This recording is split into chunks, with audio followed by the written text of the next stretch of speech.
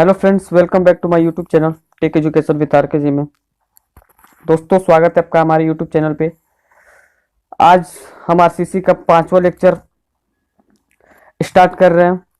जैसा जैसा कि दोस्तों आपको पता है कि हमने आरसीसी स्टार्ट किया था आज से 4 दिन पहले। आज का हमारा आरसीसी का 5वां लेक्चर है। तो दोस्तों चलिए स्टार्ट करते हैं।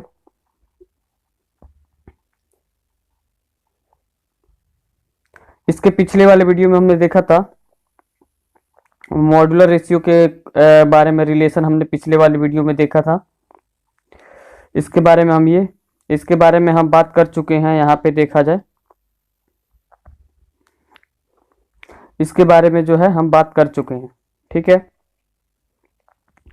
ये हमने रिलेशन निकाला था कल वाले वीडियो में, और आगे ये यहाँ पे मैंने रिलेशन निकाला था। ठीक है, तो आज इसी के कंटिन्यूशन में आगे चलते हैं।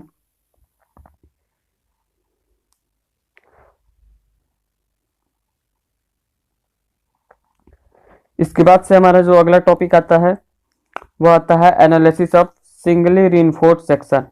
ठीक है, तो इसके बाद से अब ध्यान से आप लोग देखिएगा, आप लोग केवल आराम से सुनते जाइए। ठीक है, तो चलिए वीडियो को स्टार्ट करते हैं। यहाँ पे दोस्तों आपको एक सेक्शन यहाँ पे बनाया गया है बीम का, देख सकते हैं। एक बीम का यहाँ पे क्रॉस सेक्शन मैंने बनाया हुआ है। ठीक है, और यहाँ पे देखिए आप,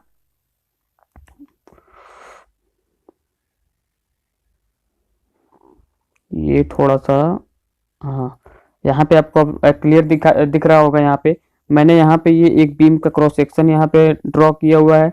इसमें मैंने ये स्टील बार्स यूज किए हुए हैं, जिसको हम सिग्मा एएसटी से रिप्रेजेंट कर रहे हैं। इसका एरिया जो स्टील बार का है एएसटी से रिप्रेजेंट कर रहे हैं, और जो हमारा जो टोटल डेप्थ है वह कैपिटल डी है। ठीक है, और उसके बाद से ये हमारा इफेक्टिव डेप्थ है स्मॉल डी, और ये हमारा विड्थ है बी, और उसके बाद से ये एक्स ए क्या है, ये हमारा न्यूट्रल एक्सिस का जो डेप्थ है वो हमारा एक्स ए है। यहाँ पे हमने स्ट्रेस डायग्राम बनाया हुआ है इसका। यहाँ पे आप देख सकते हैं इसका स्ट्रेस डायग्राम कैसे बनेगा। इसका अगर स्ट्रेस डायग्राम बनाया जाए तो यहाँ पे हमने क्या बताया था, एजम्पशन में देखा था कि वर्किंग स्ट्रेस मेथड में जो स्ट्रेस स्ट्रेन डायग्राम होता है वो हमको कुछ इस तरह से मिलता है। ठीक है, यहाँ पे आपको फिगर में क्लियर दिखाया गया है, कुछ इस तरह से हमको मिलता है। यहाँ पे मैंने इसको पूरा क्यों नहीं मिला है दोस्तों, ये जो इस रीजन का जो यहाँ पे कंक्रीट है, ये हमारे एजम्पशन के हिसाब से इस रीजन में जो हमारा कंक्रीट होता है उसको हम कंसीडर नहीं करते हैं। ठीक है, हम जो कंसीडर करते हैं कंक्रीट, ये कंप्रेशन रीजन में जितना कंक्रीट होता है हम इसको कंसीडर करते हैं कि ये जो हमारा कंप्रेशन रीजन में ये न्यूट्रल एक्सिस है। ठीक है, इससे ऊपर का जो रीजन है ये कंप्रेशन का है, और ये नीचे का रीजन टेंशन का है। ठीक है, तो ये हम मानते हैं कि ये जो कंप्रेशन वाला जो रीजन है इसमें तो हमारा जो कंक्रीट है वो पूरा कंप्रेसिव स्ट्रेस को ले लेगा। ठीक है, बट यहाँ टेंशन रीजन में क्या होगा कि जो हमारा केवल स्टील बार्स होंगे, जो हमने स्टील बार्स प्रोवाइड किए होंगे सॉरी, टेंसाइल स्ट्रेस को केवल यही बियर करेंगे। ठीक है, तो चलिए आगे इसी के कंटिन्यूशन में आगे और चलते हैं। ये हमारा है actual depth of neutral axis. यहाँ पे मैंने बताया हुआ ये हमारा क्या था, actual depth of neutral axis था। ठीक है, ये क्या actual depth of neutral axis होता क्या है दोस्तों, एक्चुअली में ये वह डेप्थ होता है, मतलब ये जो न्यूट्रल एक्सिस है, एक्चुअल डेप्थ मतलब ये जो न्यूट्रल एक्सिस है या वह गहराई बोल सकते हैं। ठीक है, जो हमारे सेक्शन को ओवरऑल, ये हमारा जो सेक्शन है इसको ओवरऑल 2 पार्ट में डिवाइड करता है। ठीक है, कंप्रेशन रीजन में और उसके बाद से टेंशन रीजन में। ठीक है, ये हमारा कोई सेक्शन था, ये अगर न्यूट्रल एक्सिस है तो ये क्या, इसका काम क्या है, ये क्या कर रहा है कि ये कंप्रेशन रीजन में इसको डिवाइड कर दे रहा है। ये जो सेक्शन है इसको ओवरऑल जो 2 पार्ट में है उसको डिवाइड कर दे रहा है, इसको ऊपर वाले को कंप्रेशन रीजन में और नीचे वाले को टेंशन रीजन में। ठीक है, तो ये हमारा क्या है, न्यूट्रल एक्सिस। अंग्रेजी में यही लिखा हुआ है, it is the depth of neutral axis which divides overall section in compression and tension. Okay, आगे चलते हैं। उसके बाद आता है critical depth of neutral axis. तो दोस्तों critical depth of neutral axis क्या होता है कि हमने न्यूट्रल एक्सिस देख लिया कि यह क्या करता है कि जो दोनों सेक्शन, जो हमारा ओवरऑल सेक्शन है उसको 2 पार्ट में डिवाइड करता है हमारा न्यूट्रल एक्सिस। और वही critical depth of neutral axis क्या करता है कि यह जो उम, वह डेप्थ होता है, ये जो critical depth of neutral axis होता है वह डेप्थ होता है कि जो जैसे कि हमारा जो कंक्रीट और स्टील जो है जिस डेप्थ पे, जैसे ये हमारा कोई सेक्शन है, 1 मिनट, ये हमारा कोई सेक्शन था, ठीक है, यहाँ पे स्टील बार्स प्रोवाइड किए हुए हैं, ठीक है। तो ये जो critical depth of neutral axis बोली, अगर इसको हम एनसी से रिप्रेजेंट करें, यहाँ पे critical depth of neutral axis बोले तो वह डेप्थ होता है, ठीक है, जिस पर जो हमारा कंक्रीट होता है और जो स्टील होता है वह साइमल्टेनियसली बोले तो एक साथ फेल होता है, ठीक है। उस डेप्थ को हम क्या बोलते हैं? Critical depth of neutral axis, ठीक है। तो अंग्रेजी में वही लिखा है, critical depth of neutral axis is the depth of neutral axis when concrete and steel fails simultaneously. Okay, जब हमारा वह डेप्थ बोले तो सिंपल भाषा में समझा जाए तो critical depth of neutral axis की वह गहराई होती है, ठीक है, जिस पर जो हमारा सेक्शन होता है, ओवरऑल सेक्शन होता है, उसमें कंक्रीट और स्टील एक साथ फेल करते हैं, ठीक है। और आगे चला जाए, लीवर आर्म देखा जाए तो लीवर आर्म सिंपल अगर समझा जाए, लीवर आर्म क्या होता है कि ये हमारा इस डायग्राम को, ये जो ऊपर मैंने बनाया हुआ है, इस डायग्राम को मैं उठा के नीचे यहाँ लीवर आर्म के पास लेके आ रहा हूँ, ठीक है। यहाँ पे मैंने इस डायग्राम को अगर बनाऊँ लीवर आर्म के पास, यहाँ पर भी बनाया हुआ देख सकते हैं। तो लीवर आर्म क्या होता है, ये हमारा स्ट्रेस डायग्राम है, ठीक है, ऐसे जा रहा है, यहाँ पे मैक्सिमम है, यहाँ पे मैक्सिमम है, फिर यहाँ पे 0 है, ठीक है। तो यहाँ से वेरी कर रहा है 0 टू मैक्सिमम, ठीक है। तो और यहाँ पे देखो तो ये हमारा ये टी बाई एम क्या है, ये हमारा स्ट्रेस मैंने यहाँ पे माना हुआ है, तो ठीक। अभी इसके बारे में डिस्कस करेंगे आगे, बट यहाँ पे लीवर आर्म देख लेते हैं। लीवर आर्म क्या होता है, ये हमारा टेंसाइल फोर्स है, ठीक है, जो क्या स्टील में जो जनरेट हो रहा है, ये हमारा टेंसाइल फोर्स है, और ये हमारा कंक्रीट में जो जनरेट हो रहा है ये हमारा कंप्रेसिव फोर्स है, ठीक है। तो टेंसाइल फोर्स और कंप्रेसिव फोर्स के बीच का जो डिस्टेंस होता है इसको बोलते हैं हम लीवर आर्म, ठीक है। और आगे चलते हैं, उसके बाद से हम एनालिसिस में और आगे बढ़ेंगे। तो इसके बाद से हम आपको, मैं जितने स्टेप्स बताऊंगा बस आपको उस स्टेप्स को याद रखना है, उसके बाद से आपका सवाल लग जाएगा। तो सर यहाँ पे बस आरसीसी में क्या होता है दोस्तों, केवल स्टेप्स होते हैं। आपको अगर स्टेप्स ध्यान में है तो आप इजीली क्वेश्चन को कर लोगे या फिर समझ लोगे कोई भी चीज़, ठीक है। तो सिंगली रिइंफोर्स्ड सेक्शन में एनालिसिस करते वक्त हमारा जो सबसे पहला काम होता है, वह पहला स्टेप हमारा यहाँ पे होता है calculate actual depth of neutral axis. Okay, हमको सबसे पहला जो काम होता है वह actual depth of neutral axis को फाइंड आउट करना, ठीक है। इसको हम एक्स ए से रिप्रेजेंट करते हैं। एक्स ए हमेशा याद रखिएगा, जब भी हम एक्स ए लिखेंगे तो क्या होगा हमारा actual depth of neutral axis. तो इसके लिए हम क्या करते हैं, actual depth of neutral axis find out करने के लिए हम सिंपली जो है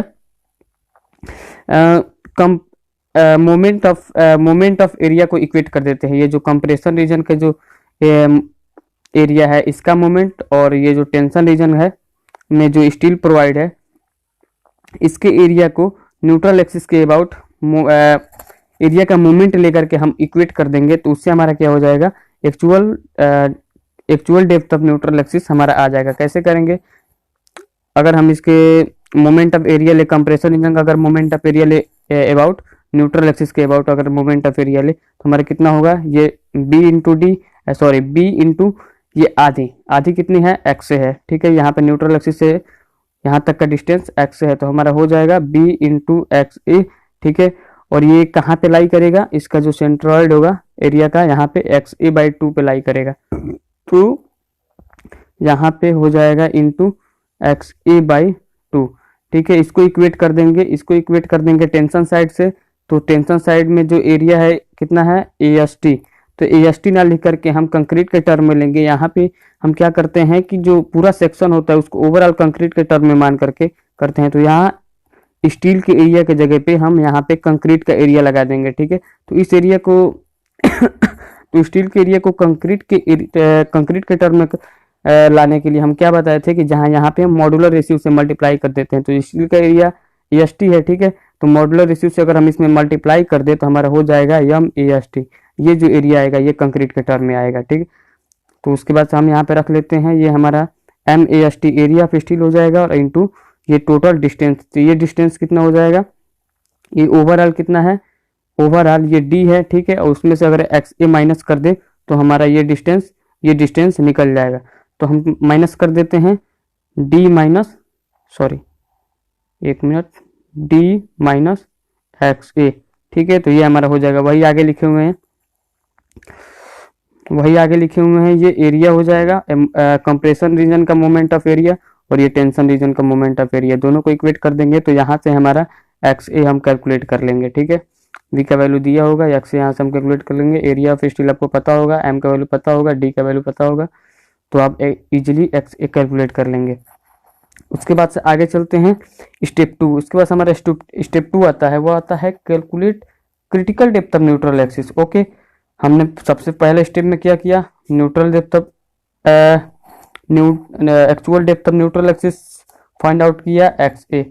उसके बाद से क्या करते हैं हम, सेकंड जो होता है उसमें हम क्या करते हैं, जो critical depth of neutral axis होता है इसको एक्स सी से रिप्रेजेंट करते हैं, ठीक है, इसको हमेशा याद रखिएगा, एक्स सी से इसको फाइंड आउट करते हैं। तो इसके लिए हम यहाँ पे simply similarity of triangle use करते हैं। यहाँ पे हमने स्ट्रेस स्ट्रेन डायग्राम बनाया था, आप देख सकते हैं, ये हमारा स्ट्रेन डायग्राम था और ये हमारा स्ट्रेस डायग्राम था, ठीक है। यहाँ पे मैंने सी ए क्यों यूज किया है, टी वाई एम की क्यों यूज किया है, आपको बता दे कि यहाँ पे मैंने ये सी ए क्या स्ट्रेस लिया है और ये टी वाई एम क्या है, ये भी स्ट्रेस है स्टील में, ठीक। तो यहाँ पे हम सिग्मा सी बी सी क्यों नहीं लिखे हैं, क्योंकि दोस्तों ये जो हम नॉर्मली मान लेते हैं कि ये जो हमारा सेक्शन था, ये जो हमारा बीम था, बीम का सेक्शन हमने काट के लिया है, तो उस बीम पे नॉर्मली मान लेते हैं कोई भी लोड लग रहा होगा, ठीक है। तो उसके वजह से यहाँ पे सी ए स्ट्रेस जनरेट हो रहा होगा और यहाँ पे T by M stress generate हो रहा होगा, ठीक है।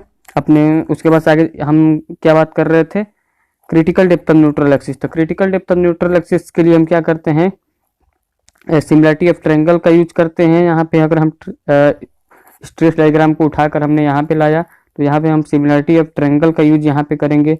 क्रिटिकल डेप्थ में क्या होगा दोस्तों, आपको पता है critical depth of neutral axis क्या होता था, वह डेप्थ ऑफ न्यूट्रल एक्सिस जिसपे जो हमारा स्टील और कंक्रीट दोनों एक साथ फेल करते हैं, ठीक है। तो यानी जो स्टील है और ये कंक्रीट का रीजन है, ठीक है, ये दोनों एक साथ अगर फेल कर रहे हैं तो इसका मतलब ये है कि जो कंक्रीट है वो भी अपने मैक्सिमम परमिसिबल लिमिट पे पहुंच चुका है और जो स्टील है वह भी अपने मैक्सिमम परमिसिबल लिमिट पे पहुंच चुका है। तो इसलिए यहाँ पे सी ए के जगह पे सिग्मा सीबीसी होगा और यहाँ पे टी के जगह पे हो जाएगा हमारा सिग्मा एस टी। ये क्या है, sigma CBC permissible compressive stress in concrete और ये है sigma S T permissible compressive tensile stress in steel. Okay, समझ में आया। और ये हमारा डेप्थ जो है ये क्या है, एक्ससी। एक्ससी किसको मैंने रिप्रेजेंट किया, critical depth of neutral axis. Okay, तो उम्मीद है समझ में आई होगी। आगे चलते हैं, simple similarity of triangle use करेंगे यहाँ पे, तो हमारा आएगा सिग्मा सीबीसी अपान में एक्ससी, तो वही यहाँ पे मैंने लिखा। उसके बाद से sigma S T by M और अपान में ये distance D minus XC. D minus XC कहाँ से आया, टोटल जो ओवरऑल डिस्टेंस था दोस्तों आपको पता है इफेक्टिव डेप्थ था हमारा डी, और उसके बाद से ये डी टोटल ओवरऑल था। इसमें से मैंने ये अगर मैं ये माइनस कर दूं तो हमारा ये डिस्टेंस निकल जाएगा। तो इसीलिए हमने ओवरऑल जो डेप्थ था यहाँ तक ओवरऑल डेप्थ था डी, इसमें से मैंने एक्सी माइनस कर दिया तो हमारा डी माइनस एक्सी आ गया। वही यहाँ पे मैंने लिखा है इतना अपान में इतना। तो इसके बाद से इसको हमने जब सॉल्व किया तो हमारा आया यहाँ पे। जब आप इसको सॉल्व करते करते नीचे आएंगे तो आपका यहाँ पे मिल जाएगा एक्सी का मान मिल जाएगा एम सिग्मा सीबीसी अपान में sigma S T plus M sigma CBC into D. यहाँ पे इतना वैल्यू मिल जाएगा, आप सॉल्व करेंगे, सिंपल है, तो यहाँ पे इतना वैल्यू आएगा, ठीक है। उसके बाद से हम ये टोटल जो टर्म है इसको कांस्टेंट मान लेते हैं के, इसको अगर कांस्टेंट के मान लेते हैं तो यहाँ पे एक्स इज इक्वल टू हो जाएगा के डी, ठीक है। उसके बाद से यहाँ पे देखा जाए दोस्तों कि ये एक्सी का वैल्यू, ये जो एक्सी है यहाँ पे के डी आया है, ये किस पे डिपेंड कर रहा है, ठीक है। तो ये अगर देखो तो यहाँ पे अगर हम की हमारा क्या था यहाँ पे एम सिग्मा सीबीसी अपान में sigma S T plus M sigma CBC. यहाँ एम क्या है, मॉड्यूलर रेशियो, सिग्मा सीबीसी क्या है, permissible compressive stress in concrete, और उसके बाद से ये सिग्मा एस टी क्या है, permissible tensile stress in steel, और एम सिग्मा सीबीसी वही है, ठीक है। उसके बाद से यहाँ पे की का वैल्यू हमारा इतना था, तो यहाँ से अगर हम एम के जगह पे हम क्या रखे हैं, मॉड्यूलर रेशियो एम के जगह पे मैंने आपको क्या बताया था आईएस कोड के हिसाब से 280 अपान में 3 सिग्मा सीबीसी मैंने बताया था। तो वही मान मैंने यहाँ पे पुट किया हुआ है। तो यहाँ पे 280 अपान में 3 sigma CBC into sigma CBC अपान में सिग्मा ST प्लस यहाँ पे m की जगह पे 280 अपान में 3 सिग्मा CBC मैंने रखा, सिग्मा CBC से सिग्मा CBC कैंसिल आउट हो गया, तो यहाँ पे बचा सिग्मा ST और यहाँ पे बचा की में केवल सिग्मा ST बचा और यहाँ पे D बचा। तो इससे ये पता चलता है दोस्तों कि जो हमारा XC है वो किस पे डिपेंड कर रहा है, सिग्मा ST, ठीक है, सिग्मा ST पे डिपेंड कर रहा है। उसके बाद से हमारा एक और है D पे डिपेंड कर रहा है, इफेक्टिव डेप्थ पे, ठीक है। तो उसी के हिसाब से और आगे चलते हैं। हमारा IS कोड के हिसाब से आप चाहे तो की का वैल्यू आप इस फॉर्मूले से निकाल सकते हैं या फिर डायरेक्ट आपको IS कोड ने दिया हुआ है, ठीक है। यहाँ से आप देख सकते हैं सिग्मा ST केवल बच रहा है, यानी यहाँ से आपको पता चल जा रहा है कि जो की वैल्यू है वह स्टील पे डिपेंड करती है, तो ग्रेड ऑफ स्टील पे डिपेंड कर रही है। तो फिर आगे देखते हैं IS कोड के हिसाब से क्या हमको मिला है। ग्रेड ऑफ स्टील यहाँ पे Fe250 के लिए की वैल्यू ली जा सकती है 0.40, Fe415 अगर स्टील यूज किया गया है तो उसके लिए की वैल्यू हम 0.289 लेंगे, और अगर Fe500 यूज कर रहे हैं तो उसके लिए की वैल्यू 0.253 लेंगे, ठीक है। आगे चलते हैं, उम्मीद है समझ में आई होगी। जैसे कि अगर बात करें कि चलिए आगे चलते हैं, छोड़िए। उसके बाद से स्टेप 3 आता है। हमने 2 स्टेप तो कंप्लीट कर लिया। पहले स्टेप में हमने neutral axis XA find out किया, दूसरे स्टेप में क्या करना था, XC कैलकुलेट करना था। अब तीसरा स्टेप क्या है, जो XA और XC हमने फाइंड किया, ठीक है। उसके बाद से अब इन दोनों को कंपेयर कराना है। बोले तो अगर XA is less than XC आ जाएगा, यानी ये हमारा अगर क्रिटिकल एक्सिस है, critical depth of neutral axis, C इसको NC से रिप्रेजेंट कर दे रहा है, 1 मिनट। अगर ये हमारा critical depth of neutral axis है, इसको हम NC से रिप्रेजेंट कर रहे हैं, ठीक है। और पहला केस क्या था, XA is less than XC। बोले तो अगर हमारा XC से कम आता है, XA का मान actual depth of neutral axis का मान critical depth of neutral axis से कम आता है, तो उस केस में क्या होता है समझिएगा, ठीक है। यानी कि जो actual depth of neutral axis है वो critical depth of neutral axis से ऊपर है। यहाँ पे अगर यहाँ पे है ये ऊपर, अगर एक डायग्राम से समझा जाए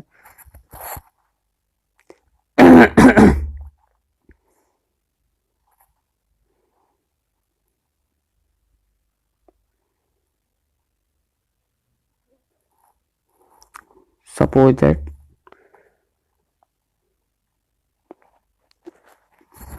ये हमारा कोई सेक्शन है, ठीक है। यहाँ पे हमने सरिया प्रोवाइड किया, ये हमारा न्यूट्रल एक्सिस है, ठीक है। तो क्या क्या कंडीशन बन सकती है, एक कंडीशन ये बन सकती है कि जो हमारा critical depth of neutral axis है, एक कंडीशन हमारा यह बन सकता है कि जो हमारा critical depth of neutral axis है वह या तो actual depth of neutral axis से ऊपर लाई करे या तो वह नीचे आ जाए। यानी तो या तो XC का वैल्यू यानी critical depth of neutral axis की वैल्यू XA से ज्यादा हो, ठीक है, XA से ज्यादा हो, यानी इससे अगर या तो ज्यादा होगा या फिर क्या कंडीशन हो सकता है, XC का वैल्यू XA से कम होगा, ठीक है। तो आपका कौन सा आ जाएगा, यानी कहीं यहाँ पे लाई करेगा। और या फिर तीसरा कंडीशन बन सकता है XA is equal to XC, यानी इसका मतलब क्या है कि जो न्यूट्रल एक्सिस है, actual depth of neutral axis और critical depth of neutral axis दोनों एक ही जगह पे लाई कर सकती हैं, ठीक है। तो ये 3 कंडीशन बन सकते हैं। तो तीनों कंडीशन में क्या क्या होता है उसको देख लेते हैं। यदि XA is less than XC होगा तो वह अंडर इनफोर्स सेक्शन होगा। बोले तो उसमें जो सरिया होगा वह कम प्रोवाइड किया गया होगा। तो अंडर इनफोर्स सेक्शन में क्या होगा दोस्तों कि जो हमारा, अब मान लेते हैं ये हमारा कोई बीम था, ठीक है, उसका ये हमने सेक्शन लिया है। तो अगर ये अंडर इनफोर्स सेक्शन हो गया, ठीक है, अगर ये अंडर इनफोर्स सेक्शन हो गया तो इस केस में क्या होगा कि जो हमारा स्टील है वह पहले अपने परमिसिबल स्ट्रेस पे परमिसिबल लिमिट पे पहुंच जाएगा। परमिसिबल लिमिट पे पहुंच जाएगा ना दोस्तों, जैसे कि मान लीजिए कि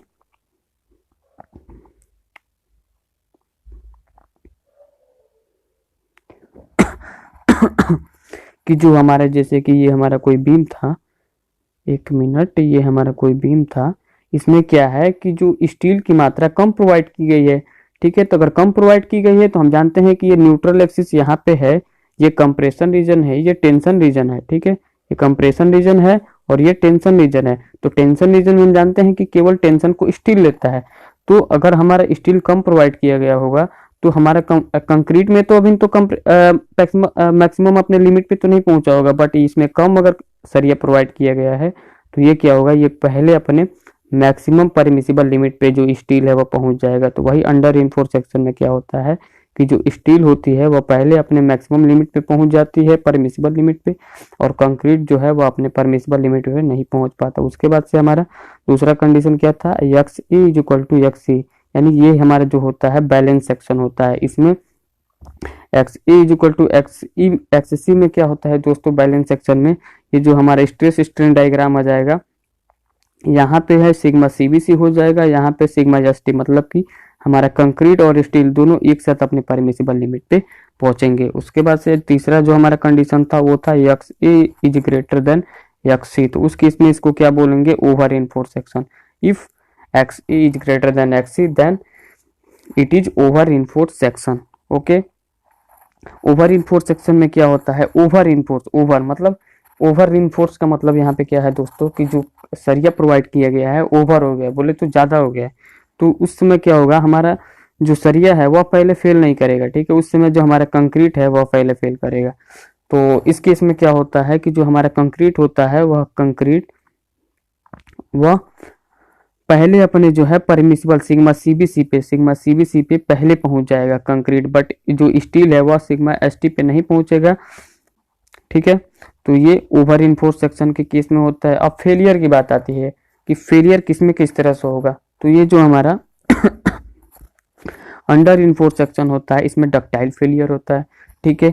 और ये जो बैलेंस सेक्शन होता है इसमें भी डक्टाइल फेलियर होता है, और ये जो ओवर इनफोर्स सेक्शन होता है इसमें ब्रिटल फेलियर होता है। क्यों होता है दोस्तों, ये जो अंडर इनफोर्स सेक्शन होता है दोस्तों, देख रहे हैं अंडर इनफोर्स मतलब रिइंफोर्समेंट कम प्रोवाइड किया गया है, मतलब ये जो रिइंफोर्समेंट इसमें प्रोवाइड जो सरिया लगा है वह पहले अपने परमिसिबल लिमिट पे पहुंच जाएगा, यानी पहले फेल करेगा।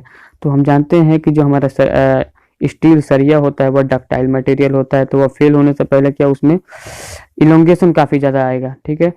तो इसलिए उसको क्या बोल देते हैं कि उसमें डक्टाइल फेलियर होगा, उसमें फेल होने से पहले वह शो कर देगा। बट यहाँ पे ओवर इनफोर्स सेक्शन में क्या था दोस्तों कि जो हमारा कंक्रीट था वह पहले अपने परमिसिबल लिमिट पे पहुंच जा रहा था। तो इस स्थिति में क्या होगा कि हमारा हम कंक्रीट क्या है वो हम जानते हैं क्या है, ब्रिटल मटेरियल है, ब्रिटल मटेरियल है। तो उस केस में हमारा जो क्या होगा, ब्रिटल फेलियर होगा। अब आगे चलते हैं स्टेप 4 में। स्टेप 1 हो गया, स्टेप 2 हो गया, स्टेप 3 तक हो गया। अब स्टेप 4 में क्या है, calculate moment of resistance. Step 4 में जो है अब मोमेंट ऑफ रेजिस्टेंस को कैलकुलेट करेंगे। ओके, सबसे पहले दोस्तों जान लेते हैं ये मोमेंट ऑफ रेजिस्टेंस होता क्या है, ठीक है। तो मोमेंट ऑफ रेजिस्टेंस का कैलकुलेट करने के लिए सिंपली आप मोमेंट क्या जानते हैं दोस्तों, अगर मोमेंट की सिंपली बात की जाए तो मोमेंट इज इक्वल टू होता है फोर्स इंटू डिस्टेंस, ठीक है, फोर्स इंटू डिस्टेंस। तो फोर्स इंटू डिस्टेंस, और डिस्टेंस किसके बीच में, अगर कपल लग रहा है तो दोनों के बीच में। अगर यहाँ पे देखें तो ये हमारा अगर ये हमारा स्ट्रेस डायग्राम है दोस्तों। अगर ये हमारा कोई सेक्शन है, हमने ये सेक्शन माना था अभी, ये हमारा सेक्शन था, यहाँ पे कंक्रीट स्टील लगा हुआ था, ये हमारा न्यूट्रल एक्सिस था।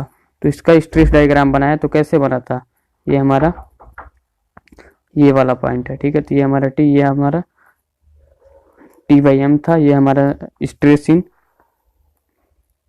एक मिनट दोस्तों यहाँ पे समझे, ये हमने स्ट्रेस डायग्राम को ऊपर से उठा कर लाया, आप देख सकते हैं ऊपर जो हमने सेक्शन बनाया हुआ था वहां से स्ट्रेस डायग्राम यहाँ पे मैंने उठा कर लाया है। तो मोमेंट ऑफ रेजिस्टेंस क्या होता है, moment of resistance is equal to होता है फोर्स इंटू डिस्टेंस। तो यहाँ पे क्या होगा, फोर्स इंटू लीवर आर्म, ठीक है। सिंपली आप याद रख सकते हैं फोर्स इंटू लीवर आर्म। ये क्या हमारा लीवर आर्म। तो आप जो मोमेंट ऑफ रेजिस्टेंस है वह दो तरीके से निकाल सकते हैं। एक तो कंप्रेसिव फोर्स के तरफ से, ये हमारा कंप्रेसिव फोर्स यहाँ पे है, ये हमारा टेंसाइल फोर्स है, ठीक है। तो यहाँ हमारा स्ट्रेस डायग्राम ऐसे बना था, ठीक है, स्ट्रेस डायग्राम ऐसे बना था। तो यहाँ पे देखिए तो इसका जो रिजल्टेंट होगा, यहाँ पे हम मान लेते हैं कि यहाँ पे C, यहाँ पे फोर्स लग रहा है, ठीक है, कंप्रेसिव फोर्स यहाँ पे C लग रहा है, ठीक है।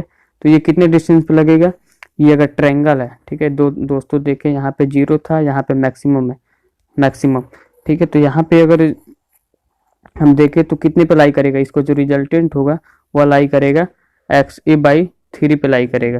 टोटल डिस्टेंस यहाँ पे XA था, तो ये जो फोर्स लाई करेगा C, ये XA/3 पे लाई करेगा। तो जो हमारा लीवर आर्म होगा यहाँ से निकल के आ रहा है, लीवर आर्म क्या होता है, जो टेंशन फोर्स और कंप्रेशन फोर्स के बीच का डिस्टेंस होता है।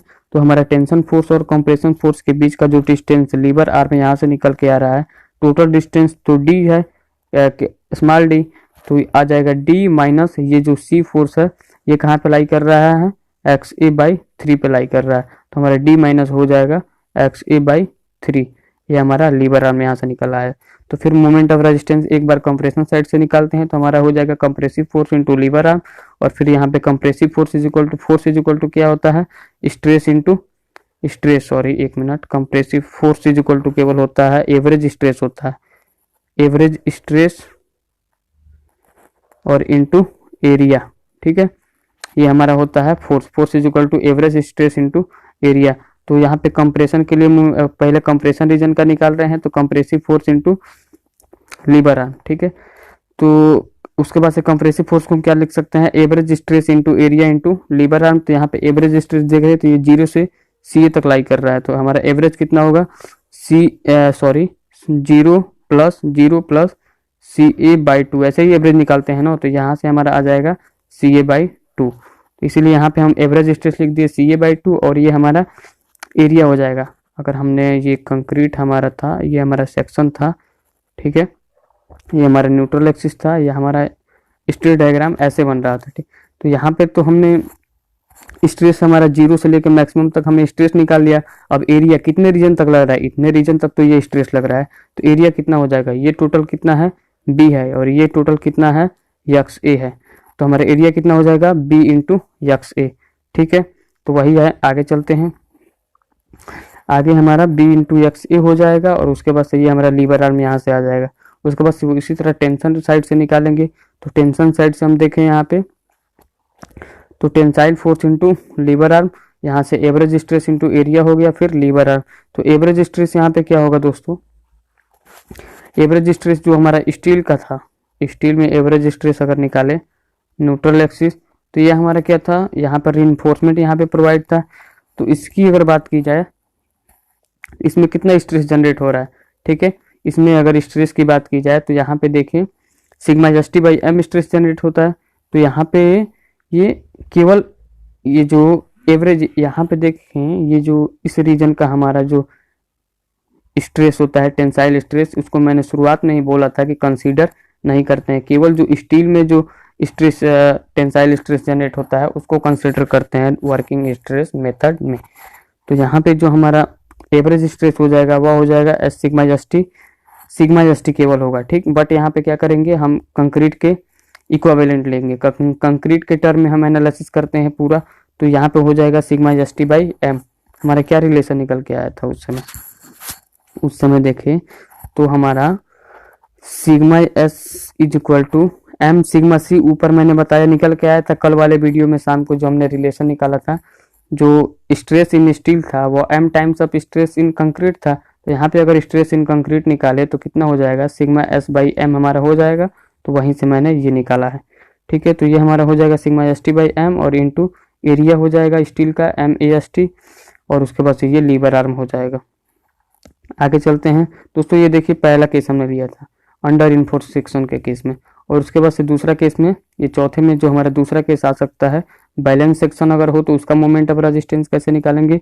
तो उसका मोमेंट ऑफ रेजिस्टेंस सेम वही प्रोसेस है, पहले कंप्रेशन रीजन से निकाल लेंगे, तो compressive force into lever arm, और उसके बाद से average stress into area into lever arm, फिर वही करेंगे एवरेज स्ट्रेस σ/cbc/2, और एरिया कितने एरिया पे लग रहा है B into XC, balance section है दोस्तों। तो इस समय XA is equal to XC होता है, आपको बताया मैंने। तो यहाँ पे XA की जगह पे XC हो जाएगा, और इंटू लीवर आर्म हो जाएगा, ठीक है दोस्तों। अब कंप्रेशन तथा टेंशन किसी भी साइड से आप जो है आप निकाल सकते हैं, कोई भी दिक्कत नहीं है।